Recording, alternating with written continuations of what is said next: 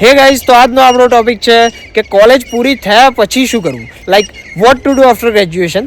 તો એમાં બે ઓપ્શન હોય છે. તો મોસ્ટલી પીપલ કન્ફ્યુઝ હોય છે કે જોબ કરીએ કે બિઝનેસ કરીએ. તો I have an business idea. If તમે જો બિઝનેસ સિલેક્ટ કરો છો સ્પેશિયલી એગ્રીકલ્ચર વાળા માટે, I have an perfect business idea જે તમે કરી શકો. તો સ્વાગત કરું છું તમને મારા વ્લોગ્સમાં. મારું નામ છે આદિત્ય અને તમે જોઈ રહ્યા છો vlogs with Aditya. I know guys કે બહુ ટાઈમ પછી મેં વ્લોગિંગ કરવાનું ચાલુ કર્યું છે. ઓલમોસ્ટ કંઈક 2 વર્ષ જેવું થઈ ગયું.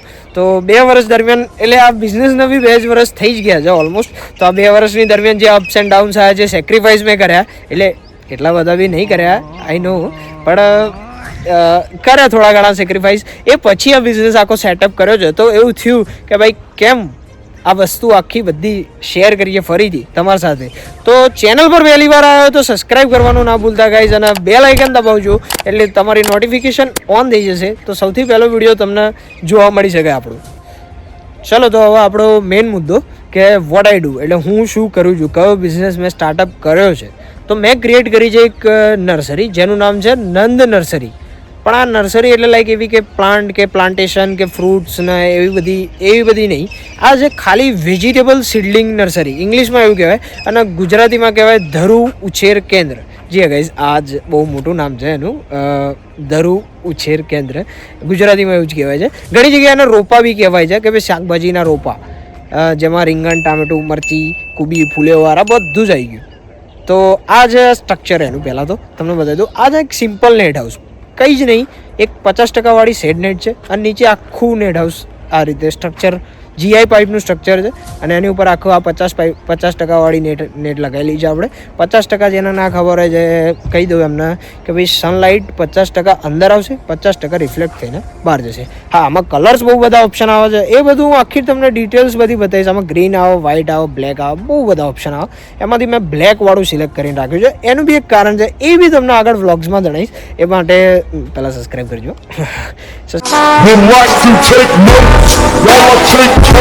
એટલે હવે આ છો તો કરતા જાઓ, લાઈક દબાવી દો સબસ્ક્રાઈબ બટન, નવા જ છો તો ચેનલ ઉપર. તો હવે આગળ વાત કરું તો છે આમાં હવે ટ્રે, હવે સીલિંગ ટ્રે જેને કહેવાય ઇંગ્લિશમાં, અને ગુજરાતીમાં ટ્રે કહી શકો. કેરેટ લોકો અમુક કહે છે, ભાઈ આપણને નહીં ખબર, પણ આપણે ટ્રે કહીએ છીએ અને ઇંગ્લિશ જ નેમ છે એનું, ટ્રે.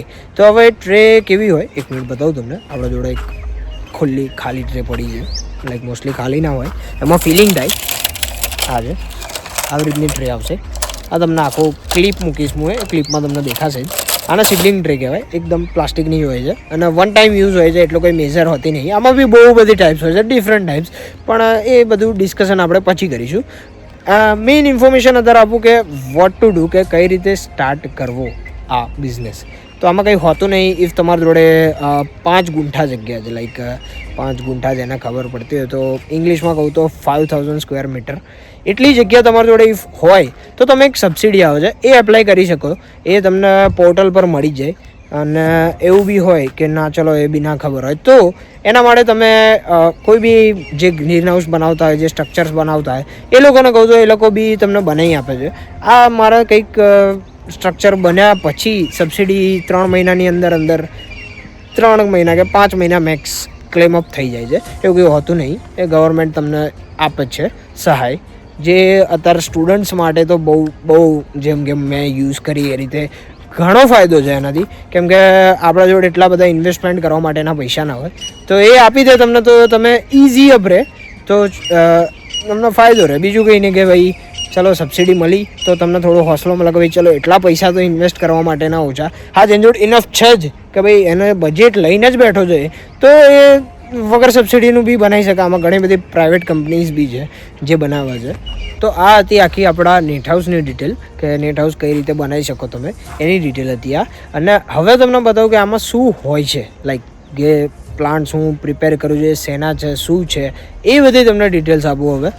તો આ જે દેખાય છે એ છે આખા આપણા પ્લાન્ટ્સ. પાછળથી બહુ બધા છે, ઘણા બધા પ્લાન્ટ્સ અત્યારે આપણા જોડે સ્ટોકમાં પડે છે. જે બધા જે ગ્રીન દેખાય બધું આપણા આખા પ્લાન્ટ્સ છે.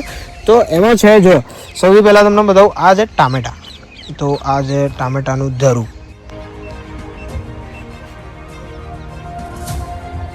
ત્યારબાદ આપણા જોડે છે હાજર સ્ટોકમાં જે પ્લાન્ટેશન કરવા માટે છે એ છે આ કમાન્ડરની વેરાયટી, જે અત્યારે બહુ સારી છે, દેખાય છે વ્યવસ્થિત. પ્લાન્ટ તૈયાર થઈ ગયેલા છે.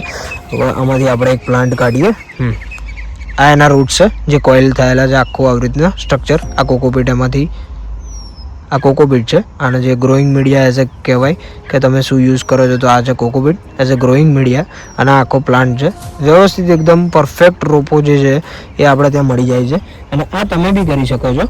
આના માટે તમારે આગળના વ્લોગ્સ જોતું રહેવું પડશે, કેમ કે એમાં હું તમને ડિટેલ આપીશ કે ભાઈ આ સ્ટેજથી જો આ કેટલા નાના છે, આ સ્ટેજથી તમે આ સ્ટેજ પર પ્લાન્ટને કઈ રીતે લઈ જઈ શકો એની ડિટેલ્સ બી હું તમને આખી આપીશ. ઘણા બધા આના ફર્ટિગેશન્સ છે અને પાણીની પ્રોસેસ બીજા આમાં બહુ લાંબી એવી, એ બધી ડિટેલ્સ બી તમને મળશે. આ બધું હવે આગળના વ્લોગ્સમાં હું તમને બતાવતો રહીશ કે ભાઈ કઈ રીતે એક ખાલી ટ્રેને ફિલઅપ કર્યા પછી કઈ રીતે એમાં સીડ પુટ અપ કરવો અને પછી એને જર્મિનેશન કઈ રીતના લેવું અને બી પ્રોપર વે એઝ અ કે યુનિફોર્મ જર્મિનેશન મળે તમને, એ બધું હું શીખવાડતો રહીશ મારા વ્લોગમાં. એટલે અને આમાં હું બહુ બધી વેરાયટીઝ નાખું છું. મેં તમને અત્યારે હાલ ફિલહાલ માટે ખાલી 2 વેરાયટી બતાવી.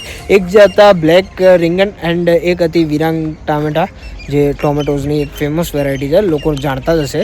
And commander B almost famous variety જ છે બ્રિંજલની. તો આ હતી 2 જ વેરાયટી ખાલી. એવી મારા જોડે ઘણી બધી વેરાયટીઝ છે. હું ફ્લાવર્સનું બી નાખું છું, મેરીગોલ્ડ છે, પછી બીજલી છે, આ બધા ફ્લાવર્સના બી ધરું નંખાય છે. એટલે આમાં કેવું હોય, જે સીડ તમે ડાયરેક્ટ ખેતરમાં પ્લાન્ટેશન ના કરી શકો એ બધાનું ધરું નંખાય કે ભાઈ બહુ માઇન્યુટ સીડ છે, કાં તો પછી પાણીના લીધે ફેંકાઈ જાય, દૂર જતું રહે. લાઈક ઓનિયનનો સીડ તમે જોયો, ડુંગળીનો સીડ એ બી બહુ નાનો હોય છે. એને પછી હું ટોબેકો બી મોસ્ટલી એનું ધરું તો બહુ વધુ નાખું છું. આ થોડુંક છે શાકભાજીનું, પણ તમાકુનું એક મોટા અમાઉન્ટમાં હું ધરું નાખું છું. એ બી તમને આગળ બતાવીશ, પણ એની સિઝન આવે ત્યારે. અત્યારે તો પતી ગઈ એની સિઝન, એટલે અત્યારે તો પ્લાન્ટેશન થઈ ગયા. તો એ નેક્સ્ટ ટાઈમ જે આખી સિઝન આવે એમાં હું વ્લોગ્સ શૂટ કરીશ અને એ તમને બતાવીશ કે કઈ રીતના એ બી નાખું છું. તો આ હતી મારી નાની એવી નંદ નર્સરી, જે તમે બી સ્ટાર્ટઅપ કરી શકો છો. અને આ વિડીયો થોડોક બી હેલ્પફુલ લાગ્યો હોય તો કમેન્ટ કંઈ ના કંઈ કરતા જજો. એન્ડ પહેલી વાર ચેનલ પર આવ્યા હોય તો સબસ્ક્રાઈબ કરવાનું ના ભૂલતા. હું છું આદિત્ય પટેલ, સાઇનિંગ આઉટ. મળીએ આપણે એક બીજા વ્લોગમાં.